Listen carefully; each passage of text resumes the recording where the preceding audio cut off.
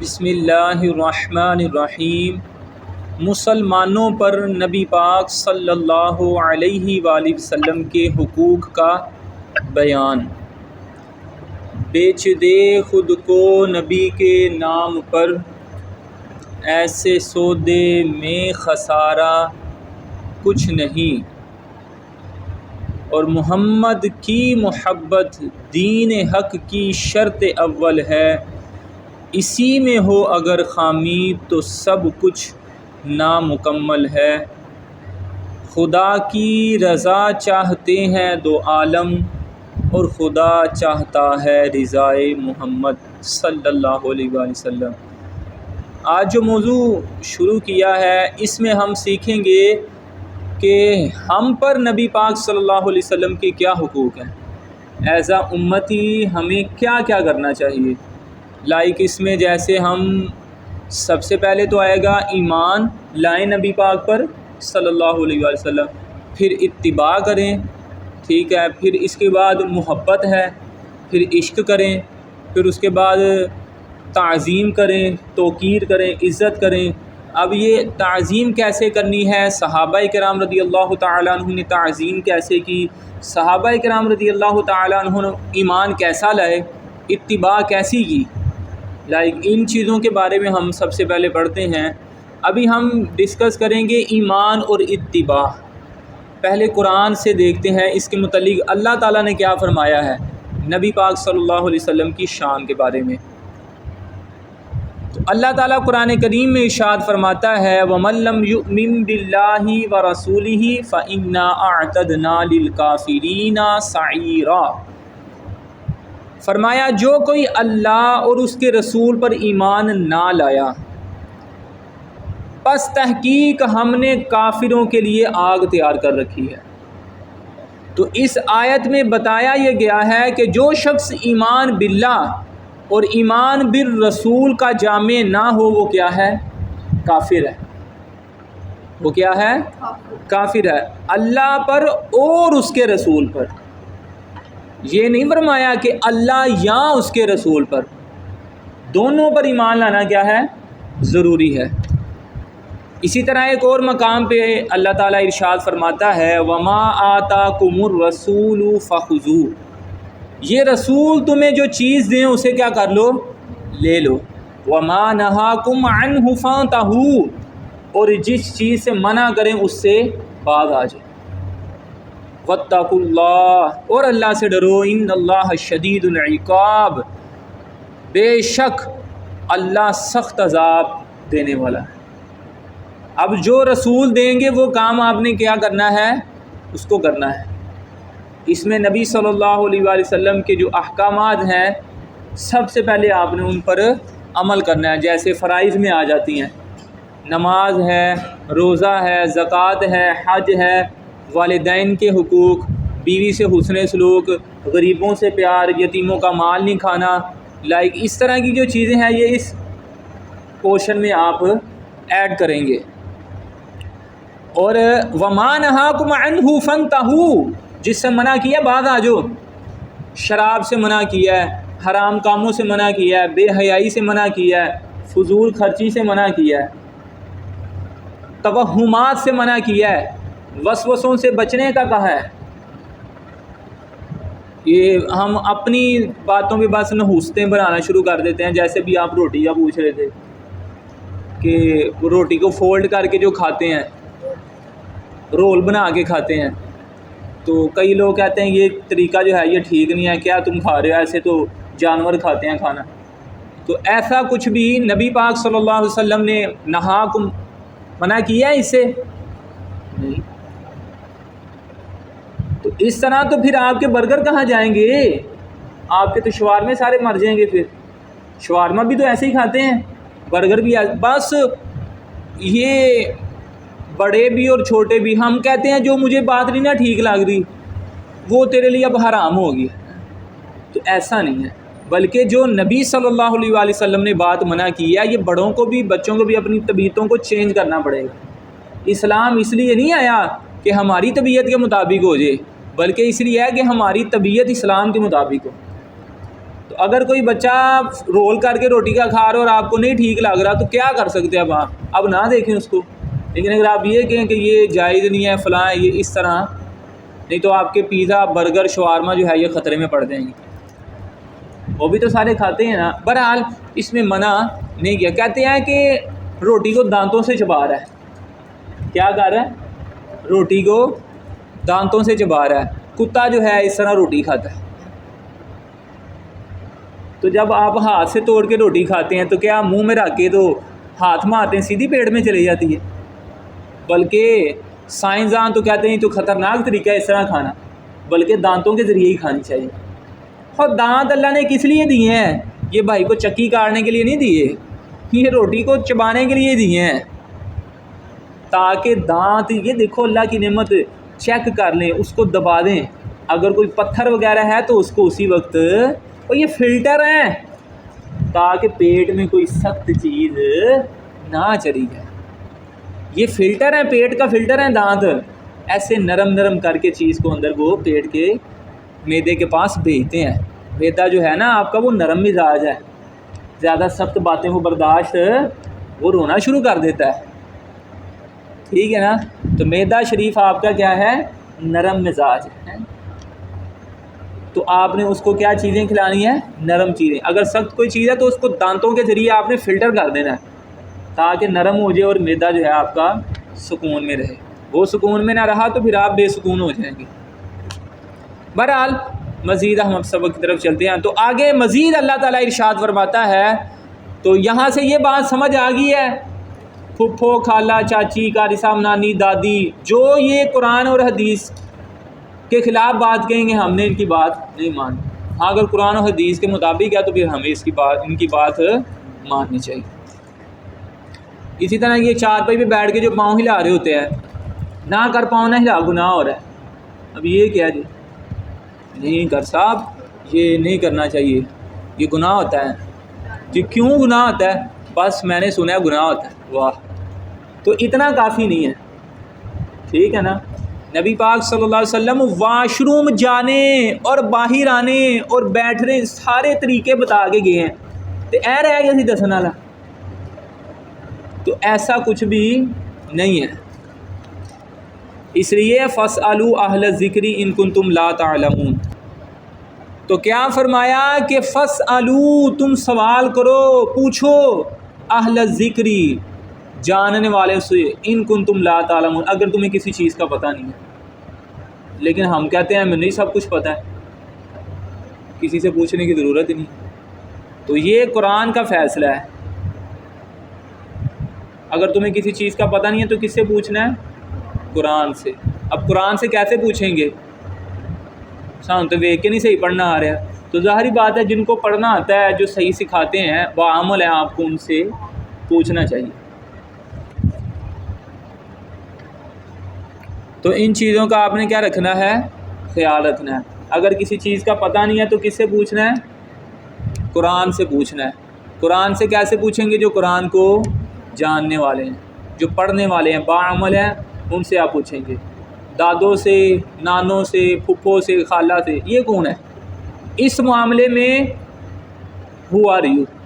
صحیح کہہ رہا ہوں. اگر آپ اپنا ایمان بچانا چاہتے ہیں، صحیح اسلام پر عمل کرنا چاہتے ہیں، اس معاملے میں دیکھیں کھانا بنانا ہے ماما کو آتا ہے، سیدھی سی بات. لیکن اسلام کی جب بات ہے یہ آپ کہیں گے وہ بھی کرو ہی حل کرو لینے ہیں، تو پھر بڑے مسائل ایسے ہیں جس میں آپ گناہ کا شکار ہوں گے.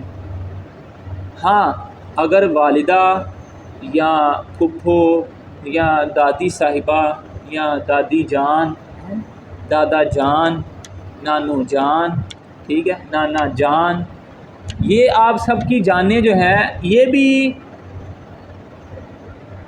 قرآن پاک کو سمجھی ہیں، سیکھی ہیں، تو پھر تو ان سے پوچھیں تو پھر تو کمال ہے. پھر تو بلکہ سب سے بہتر یہ ہے کہ بیوی اپنے شوہر سے ہی پوچھے مسائل. اگر شوہر کو علم نہیں ہے تو پھر سکھانے کی طرف جو ہے نا معاملات بڑھانے چاہیے، لیکن سیکھنا ضرور ہے. تو آگے مزید آیت میں اللہ تعالیٰ ارشاد فرماتا ہے قُلْ إِن كُنتُمْ تُحِبُّونَ اللَّهَ فَاتَّبِعُونِي. کہہ دیجئے کہ اگر تم اللہ کی محبت رکھتے ہو تو میری پیروی کرو۔ خدا کی رضا چاہتے ہیں دو عالم، خدا چاہتا ہے رضائے محمد۔ یہ شروع میں شعر میں نے ایسے نہیں پڑھے، محمد کی محبت دین حق کی شرط اول ہے، اسی میں ہو اگر خامی تو سب کچھ نام کو۔ اللہ فرماتا ہے محبوب آپ کہہ دیں، میں نے نہیں کہنا، کون کہہ دے؟ آپ ان کو بتا دیں کہ اگر تم یہ کہتے ہو نا کہ ہمیں اللہ سے محبت ہے تو پھر میرے محبوب کی بات مانو۔ تو جو یہ کہے مجھے اللہ سے محبت ہے لیکن نبی صلی اللہ علیہ وسلم کے فرمان کے خلاف عمل کر رہا ہے تو پھر یہ اللہ کی محبت میں بھی کیا ہے؟ جھوٹا ہے۔ اچھا جی، جو نبی کی اتباع کرے گا اس کو ملے گا کیا؟ یحببکم اللہ، جو نبی کی بات مانے گا اللہ خود اس سے محبت کرے گا۔ ایک یہ ہے کہ آپ یہ چاہ رہے ہیں کہ میں اللہ سے محبت کروں، ایک یہ ہے کہ اللہ ہی آپ سے محبت کرے، لیکن کرنا کیا ہوگا؟ نبی پاک صلی اللہ علیہ وآلہ وسلم کی فاتبعونی،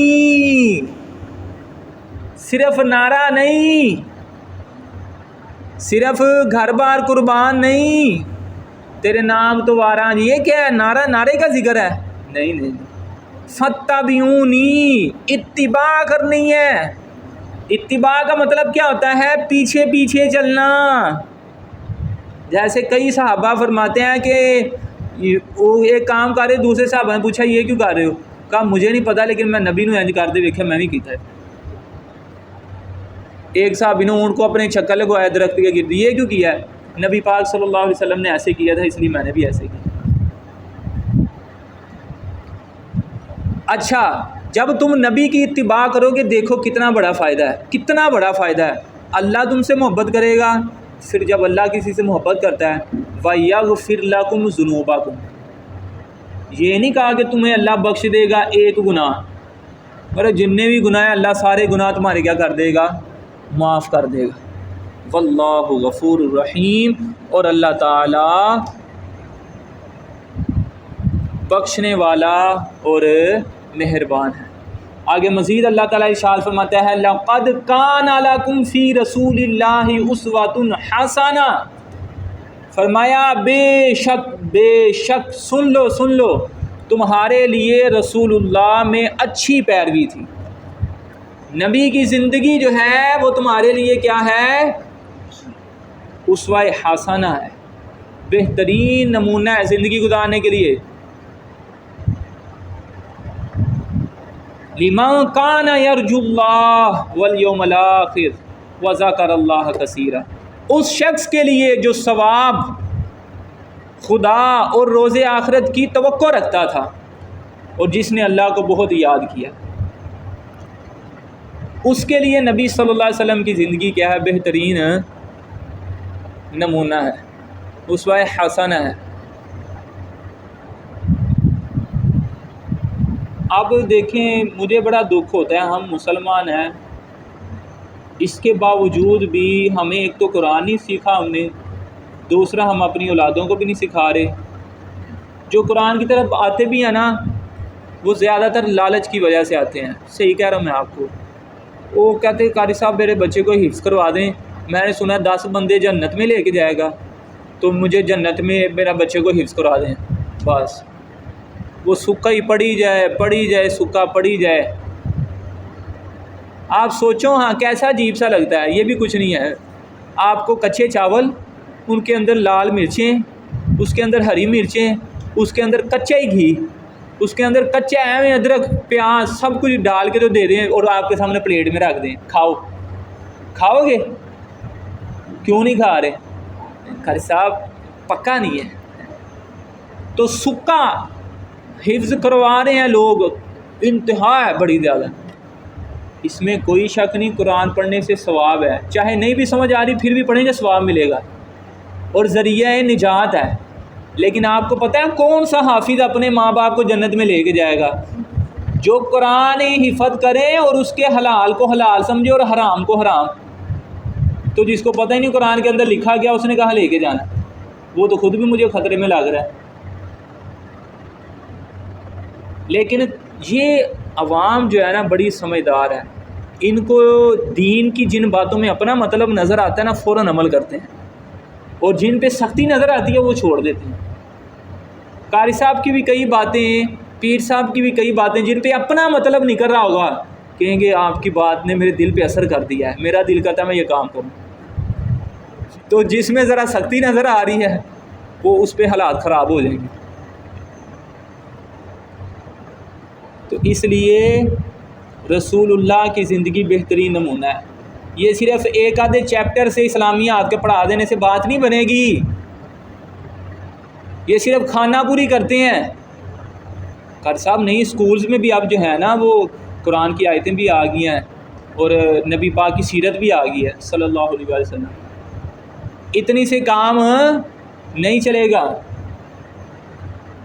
اپنے بچوں کو باقاعدہ ماحول دیں، ماحول کا بڑا اثر پڑتا ہے۔ فزکس کیمسٹری بایو والے ماحول میں آپ ان کو سیرت پڑھا رہے ہیں، اب آپ کہیں گے قاری صاحب یہ بات ہمیں سمجھ نہیں آ رہی، میں سمجھا دیتا ہوں۔ ایک جگہ لوگ شراب پی رہے ہیں، شراب کھانے جا کے آپ وہاں پہ نعتیں چلا دیں، کتنا عجیب سا لگ رہا ہے۔ سینمے میں جا کے لوگ فلم دیکھ رہے ہیں، آپ کیا رو کے یہاں پہ نعت، ادھر سب کا ماحول ہی فلم والا بنا ہوا ہے۔ کیوں کہا کہ نماز مسجد میں آ کے پڑھو؟ کوئی وجہ ہے؟ یہاں پر وہ ماحول نہیں ہے جو ہمارے گھروں کا ماحول بن گیا ہوا ہے۔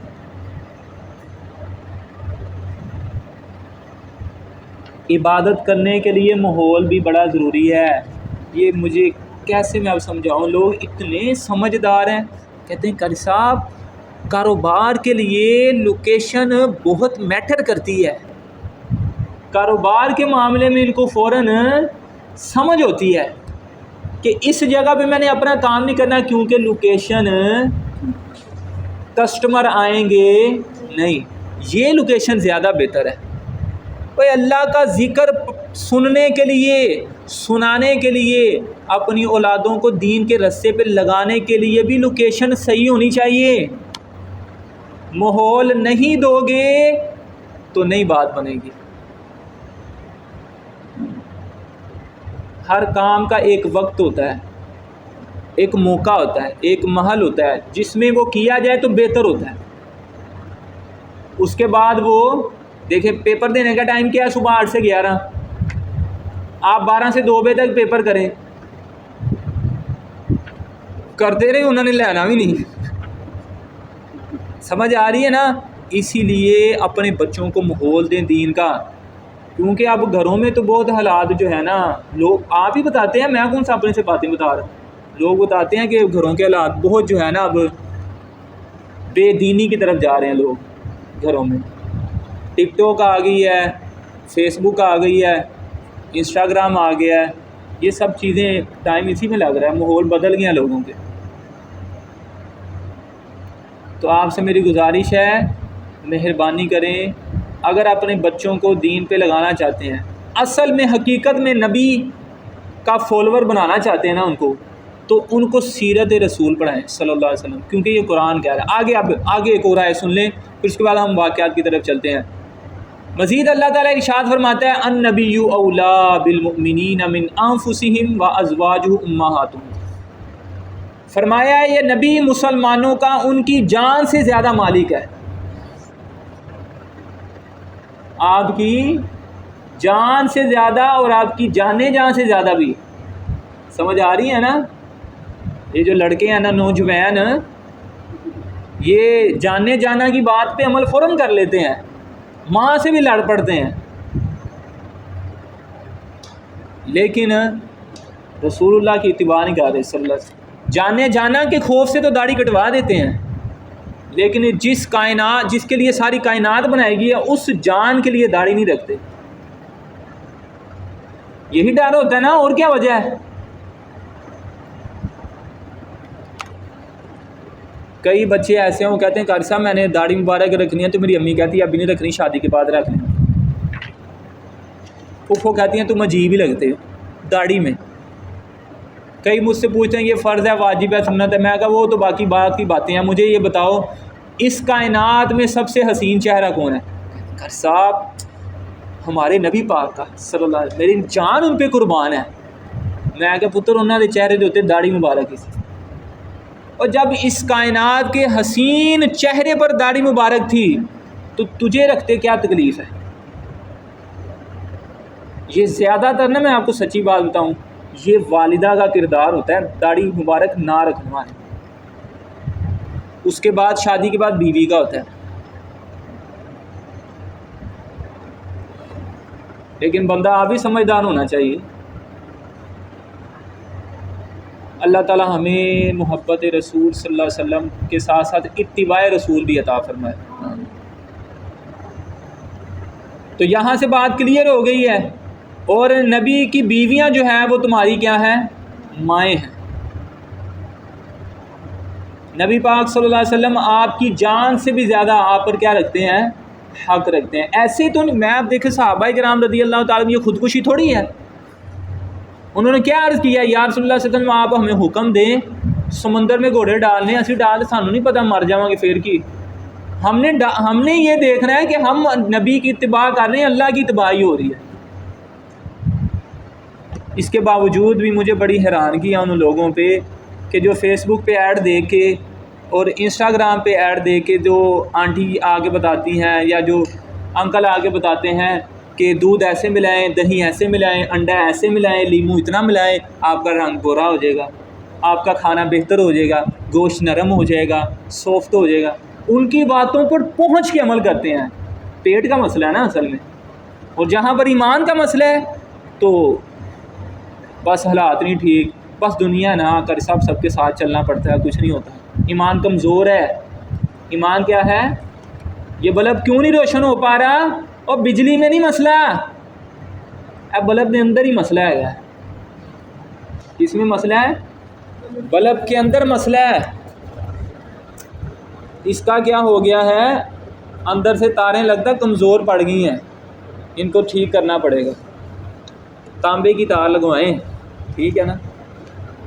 صحیح طرح سے نبی پاک صلی اللہ علیہ وسلم سے محبت کریں۔ حضرت سہل بن عبداللہ تستری رحمۃ اللہ تعالی علیہ اپنی تفسیر میں اس آیت کے تحت فرماتے ہیں، جو شخص یہ نہ سمجھا کہ رسول اللہ ہی میری جان کے مالک ہیں، اور یہ نہ سمجھا کہ تمام حالات میں رسول اللہ کی ولایت یعنی کہ حکم نافذ ہے، اس نے کسی حال میں آپ کی سنت کی حلاوت نہیں چکھی۔ یہ ہو ہی نہیں سکتا، کیونکہ آپ اولا بالمومنین ہیں۔ حضرت ابوبکر صدیق رضی اللہ تعالی عنہ نے اپنی وفات سے چند گھنٹے پہلے اپنی صاحبزادی حضرت عائشہ صدیقہ رضی اللہ تعالی عنہ سے عرض کیا، فرمایا کہ رسول اللہ صلی اللہ علیہ وسلم کے کفن میں کتنے کپڑے تھے؟ آپ صلی اللہ علیہ وسلم کے کفن مبارک میں کتنے کپڑے تھے؟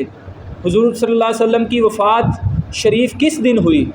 اس سوال کی وجہ یہ تھی کہ آپ کی آرزو تھی کہ کفن اور یوم وفات میں بھی رسول اللہ کی موافقت نصیب ہو، کفن بھی ویسا ہی لوں جیسا میرے نبی نے لیا، اور اسی دن جاؤں جس دن میرے نبی دنیا سے گئے۔ حیات میں تو نبی پاک صلی اللہ علیہ وسلم کی اتباع کی ہی ہے، اب دنیا سے جانے کے بعد بھی ایسے ہی جاؤں جیسے مصطفیٰ صلی اللہ علیہ وسلم۔ یہ محبت ہے کہ ہمیں پلاٹوں کی پڑی ہوتی ہے، ہمیں دکانوں کے کرایوں کی پڑی ہوتی ہے، بینک بیلنس کی پڑی ہوتی ہے۔ حضرت ابوبکر صدیق رضی اللہ تعالیٰ عنہ فرماتے ہیں کہ جس امر پر رسول اللہ صلی اللہ علیہ وسلم عمل کیا کرتے تھے میں اسے کیے بغیر نہیں چھوڑتا، مجھے صرف پتہ چل جائے کہ یہ نبی پاک صلی اللہ علیہ وسلم نے کیا ہے، میں نے وہ کر جانا۔ یہ اصل عشق جنون ہے۔ یہ کاش کبھی ہمیں بھی ایسا جنون ہو جائے، کبھی ایسا عشق ہو جائے۔ آمین۔ جیسے یہ آ رہی ہے نا آج کل گیمز، لاکھوں کمائیں، ڈالر کمائیں، وہ کہتے ہیں یہ تو اب حدیث ہی ہو گئی ہے، ایسے اتنا حدیث پہ نہیں عمل کرتے جتنا اس پر عمل کر جاتے ہیں۔ اگر میں آپ کے حال سے کسی امر کو چھوڑ دوں تو مجھے ڈر ہے کہ میں سنت سے منحرف ہو جاؤں گا۔ یعنی حضرت ابوبکر صدیق رضی اللہ تعالیٰ عنہ یہ فرما رہے ہیں کہ اگر نبی پاک صلی اللہ علیہ وسلم نے کوئی کام کیا ہے اور وہ کام میں چھوڑ دوں تو مجھے ایسے لگتا ہے کہ جیسے میں نا نبی کی سنت کا انکار کرنے والا ہو گیا. کتنے کام میں کہہ رہا ہوں، سنت کیا، جو نبی نے کام فرض کیا ہم وہ بھی چھوڑ رہے ہیں. ہم چھوڑ کہہ رہے ہیں، ہم ان کے خلاف حرام کام کر رہے ہیں. اور حضرت عمر بن خطاب رضی اللہ تعالی عنہ کے متعلق آتا ہے کہ زید کے والد اسلم سے روایت ہے، وہ فرماتے ہیں کہ میں نے حضرت عمر بن خطاب رضی اللہ تعالیٰ عنہ کو دیکھا کہ وہ حجر اسود کو بوسہ دے رہے ہیں، اور اس کی طرف نظر کر کے فرماتے ہیں اگر میں نے نبی پاک صلی اللہ علیہ وسلم کو تجھے بوسہ دیتے نہ دیکھا ہوتا تو میں تجھ کو بوسہ نہ دیتا. میرے نزدیک تو کیا ہے، ایک پتھر ہے، میں صرف تجھے اس لیے چوم رہا ہوں کہ تجھے میرے مصطفیٰ نے چوما ہے. وہ پتھروں کو بھی اس لیے چوم رہے ہیں کہ نبی نے چوما ہے. تو ہم نماز فرض جیسی عبادت کو بھی ہم عمل نہیں کر رہے. سود سے، یہ سود سب سے زیادہ چالی در ہے. بیمہ شیمہ، یہ انشورنس فلانا ڈھمکانا، لالچ. یہ آن لائن ایپس آ گئی ہیں، وہ کیا کہتے ہیں ادھار بک، فلانی بک، ادھار کھاتا. کیا ہے، آپ لاکھ روپیہ لیں گے اور آپ نے 1,10,000 بعد میں واپس کرنا ہے. سود ہے یہ. مسلمان کہتے ہیں پھر کیا ہوا ہے. خیر، یہ تو میں ویسے موٹی موٹی چیزیں بتا رہا ہوں، آپ کو پتہ ہی نہیں مسلمانوں کے بچے کس طرح اب جا رہے ہیں. یہ یوٹیوبرز آ گئے ہیں، ٹک ٹاکرز آ گئے ہیں. وہ اب بچوں کو نا یہ تعلیم دیتے ہیں کہ ماں باپ کچھ کہہ رہے ہیں صرف اس وجہ سے کہ تمہارے پاس پیسہ نہیں ہے. تمہارے پاس پیسہ اور رشتہ دار بھی تمہارے پیچھے ہوں گے، ماں باپ بھی تمہارے جی کریں گے. تم اپنے پاؤں پہ کھڑے ہو جاؤ گے، پتہ نہیں کیسے انہوں نے کھڑا کرنا ہے پاؤں سے. پہلے وہ ٹوٹیا نہیں جا رہے ہیں. کم بخت یہ نہیں بتاتے کہ پتر تیرے کو نہیں سی ٹوٹیا جاتا. ایسے کامتا تھا تم چھوٹا تھا، جب گرتا تھا کبھی ادھر کو گرتا تھا، پاپا کرتا تھا، انگلی پکڑ کے پاپا نے تجھے چلنا سکھایا. اور اب کیا کہہ رہے ہو، خلاف کر رہے ہیں ماں باپ کے. صحیح کہہ رہا ہوں یار، تم اپنے پاؤں پہ کھڑے ہو جاؤ گے، تم مہینے کا 2 لاکھ 3 لاکھ لاؤ گے تو ان کی آواز بھی نہیں نکلنی. اس طرح جو ہے تربیت کر رہے ہیں نا، وہ بھی کیا کر رہے ہیں، تربیت کر رہے ہیں بگاڑ والی. تو ہمارے بچے حرام کمانے، حرام پوچھتے نہیں ہیں. کہتے قاری صاحب سے پوچھا نا تو قاری صاحب نے کوئی فتویٰ لگا دینا، ہم کیا پوچھیں. پوچھتے نہیں ہیں. ایک بات تو میں نے نا یہ نوٹ کی ہے، جو بندہ کام میں پڑھنے سے پہلے پوچھ لیتا ہے نا وہ بچ جاتا ہے، اور جو پڑھا ہوتا ہے پوچھتا ہے نا مشکل ہو جاتی ہے. جو حرام کھانا شروع ہو جاتا ہے نا باہر آنا بڑا مشکل ہو جاتا ہے.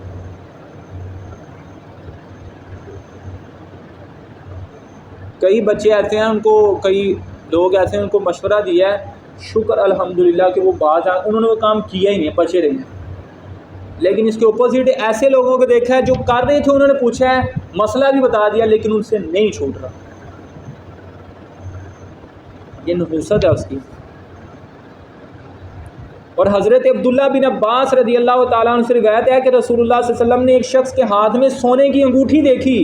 آپ نے اس کو نکال کر پھینک دیا اور فرمایا کیا تم میں سے کوئی یہ چاہتا ہے کہ آگ کی انگاری اپنے ہاتھ میں ڈالے. رسول اللہ صلی اللہ علیہ وسلم کے تشریف لے جانے کے بعد اس شخص سے کہا گیا کہ تو اپنی انگوٹھی اٹھا لے اور بیچ کے اس سے فائدہ حاصل کر لے.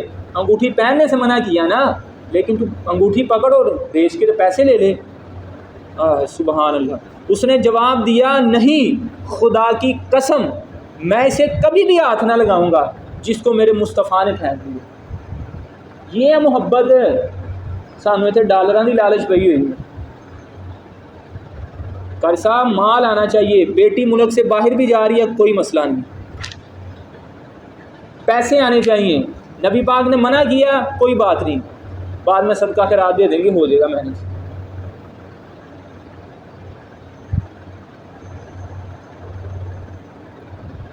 نبی پاک صلی اللہ علیہ وسلم نے عورت کو منع کیا ہے بغیر محرم کے تو نے سفر نہیں کرنا. لیکن آج کیا، ادھر صبح دبئی ہوتے ہیں، رات کو انگلینڈ ہے، رات کو جرمنی ہے تو صبح پرتگال ہے. آج کل اس طرح ہو رہا ہے. آپ یہاں سے اندازہ لگائیں کہ حج جیسی عبادت بھی اگر عورت کے ساتھ محرم نہیں ہے تو وہ اس پہ فرض نہیں ہے، حج جیسی عبادت، پھر یہ باقی چیزیں کیسے ہو گئیں؟ بس بات وہی جو میں نے اس دن مثال دی تھی نا ایک عورت کی، لگژری لائف، بس یہ اس کے سارے مسئلے ہیں۔ حضرت ابو ہریرہ رضی اللہ تعالی عنہ کا غسل ایک جماعت پر ہوا، کافی لوگ بیٹھے تھے جن کے سامنے بھنی ہوئی بکری رکھی تھی۔ تھوڑا سا امیجن کر لو نا، شادی کے اوپر، شادی حال میں آپ بیٹھے ہیں تو بکری آ جائے سامنے بھنی ہوئی، بکرا، مٹن، رات کو ہی کہیں گئے ہیں اور مٹن آ گیا آپ کے سامنے، تو کیا ہمارا ویسے حال ہوتا ہے؟ باقی آپ سب سمجھ آ رہی ہیں۔ تو حضرت ابو ہریرہ رضی اللہ تعالیٰ عنہ جب جماعت سے گزرے ہیں تو وہ بھنی بکری ان کے سامنے ہے، انہوں نے آپ کو بلایا، آپ نے کھانے سے انکار کر دیا اور فرمایا کہ نبی پاک صلی اللہ علیہ وسلم دنیا سے رحلت فرما گئے اور جو کی روٹی پیٹ بھر کر نہ کھائی تھی۔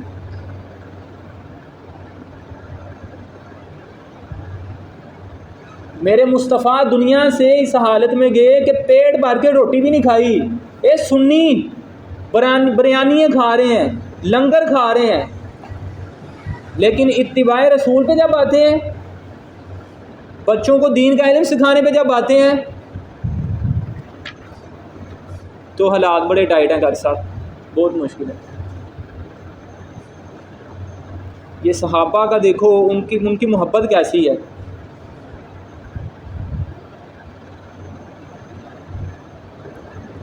اور سعد نے روایت کی ابو اسحاق سے کہ حضرت عمر رضی اللہ تعالیٰ عنہ نے فرمایا کہ میں نے رسول اللہ صلی اللہ علیہ وسلم کو بن چھانے آٹے کی روٹی کھاتے دیکھا ہے، اس لیے میرے واسطے آٹا نہ چھانا جائے گا، میں نے بھی ایسے ہی کھانی۔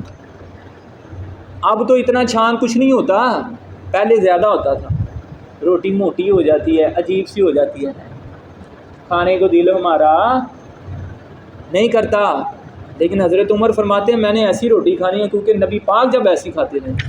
یہ محبت کے انداز دیکھیں۔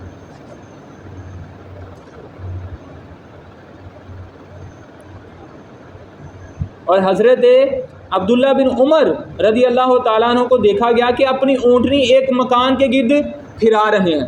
حضرت عبداللہ یہ نا حضرت عمر کے بیٹے ہیں، باپ کی بھی نبی سے محبت دیکھیں اور پھر آگے سے بیٹے کی بھی۔ باپ محبت رسول میں فنا ہو تو بیٹا بھی ہو جاتا ہے، باپ اگر سود میں فنا ہو تو پھر بیٹا بھی پیچھے ہی آتا ہے، باپ اگر بیمہ پالیسی میں پھنسا ہونا تو پھر بیٹے کا بھی دل کرتا ہے کہ پاپا کو کلٹس گاڑی مل گئی ہے تو پھر میں تو پھر اب BMW لے لوں گا۔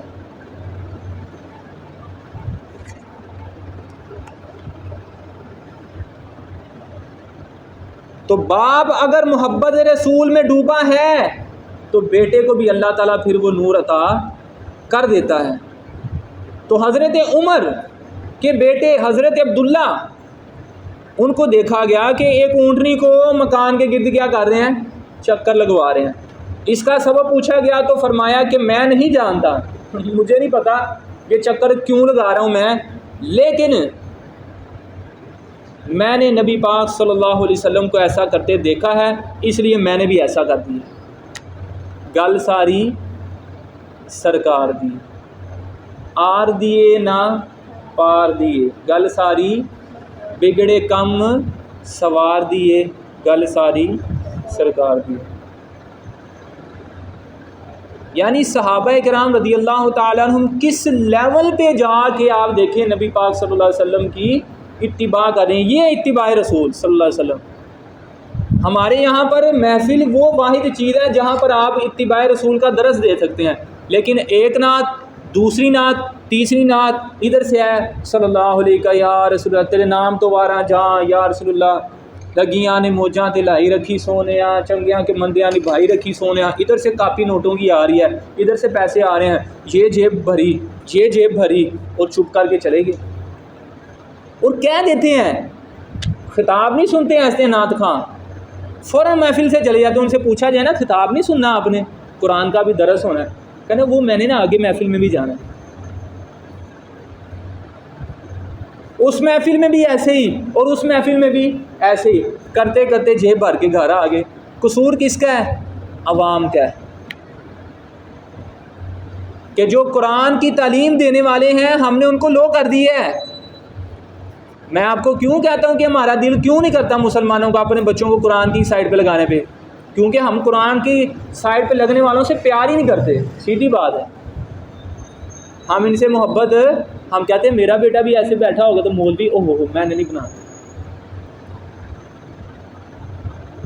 میرا بیٹا مصلی رسول پر کھڑا ہوگا مجھے یہ اچھا نہیں لگتا۔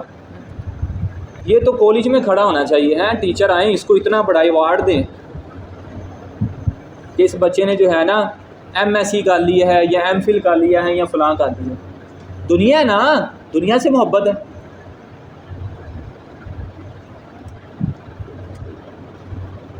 مسجد نبوی سے ملحق حضرت عباس بن عبد المطلب کا مکان تھا، یہ نبی پاک کے چچا ہیں حضرت عباس۔ ان کا گھر کہاں پر ہے؟ مسجد نبوی سے کیا ہے؟ ملحق ہے، ملا ہوا ہے، جس کا پرنالہ بارش میں آنے جانے والے نمازیوں پر گرا کرتا تھا،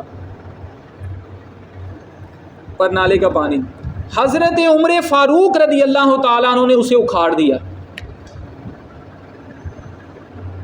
کیا کر دیا؟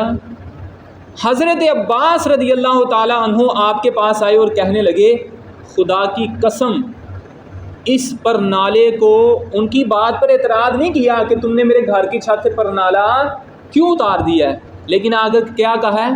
خدا کی قسم اس پرنالے کو رسول اللہ صلی اللہ علیہ وسلم نے اپنے دست مبارک سے میری گردن پر سوار ہو کر لگایا تھا۔ اب وہ حضرت عباس چچا ہیں اور نبی پاک صلی اللہ علیہ وسلم کیا ہیں؟ بھتیجے ہیں، تو گردن مبارک پر یہاں پر کندھوں پر سوار ہوئے نبی پاک صلی اللہ علیہ وسلم حضرت عباس کے، اور وہ پرنالہ فٹ کیا، چاچا اور بھتیجا۔ تو حضرت عمر رضی اللہ تعالی عنہ یہ سن کر حیران ہو گئے، اور آپ نے ان سے کہا کہ اب آپ میری گردن پر سوار ہو کر اس کو پھر اسی جگہ پر لگا دیں جیسا کہ نبی پاک صلی اللہ علیہ وسلم نے لگایا تھا۔ محبت رسول، یہ دیکھو اتباع، نبی پاک صلی اللہ علیہ وسلم نے یہ لگایا تھا، دوبارہ لگنا چاہیے۔ پرنالہ بھی جہاں سرکار نے رکھ دیا ہے وہاں سے ہلایا نہیں ہے، ہل گیا ہے تو دوبارہ پھر وہیں پہ فٹ گا۔ یہ اتباع کس درجے پہ جا کے اتباع کر رہے ہیں۔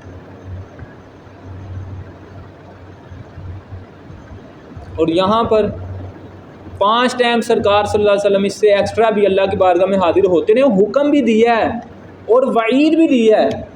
دیکھیں پرنالہ وہاں پہ نہ بھی لگاتے اتار دیتے کوئی سزا وغیرہ نہیں ہے، لیکن پھر بھی اتباع رسول انہوں نے کی ہے۔